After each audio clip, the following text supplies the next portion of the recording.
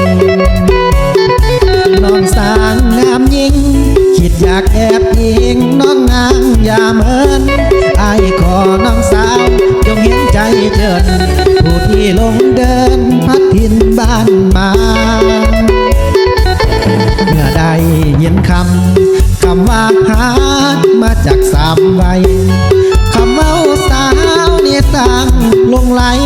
ซาบซึ้งดึงใจในดวงกุหลาบจงเหมือนคำว่าที่อายและสาวเคยเว้ากันมาอย่าลวงให้อายได้เสียน้ำตาเหมือนน้ำท่วมนาของอายลมจมน้องขวัญตาเจ้าจงสงสารหากน้องเห็นใจอายนั้นจะหักจอมขวัญบ่ให้สกตรมปีหน้าต่อไปจะปลูกข้าวให้ข้าวนาให้ต้นหากแม่นดินฟ้าให้คนอุดมจะขอพี่ลมให้สมพักเดียวอายจะขอจำดินนั้นที่เคยได้อยู่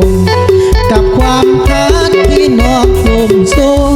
ดินฟ้าจงหูไว้เป็นสักขี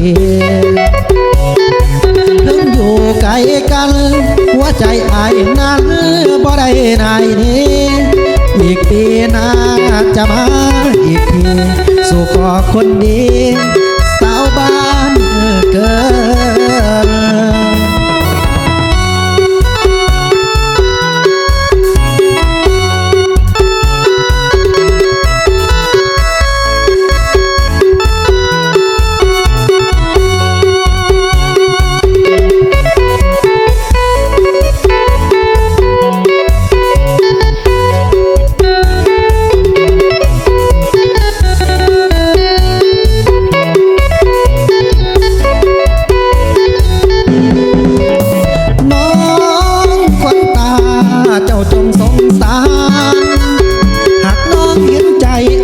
น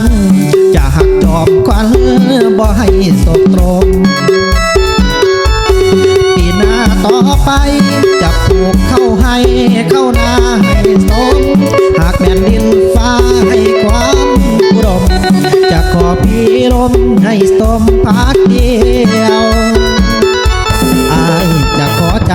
ำดินนั้นที่เคยได้อยู่กับความหักที่น้องอุ้มสูงดินฟ้าจงหูไว้เป็นสักขีถึงอยู่ไกลกัน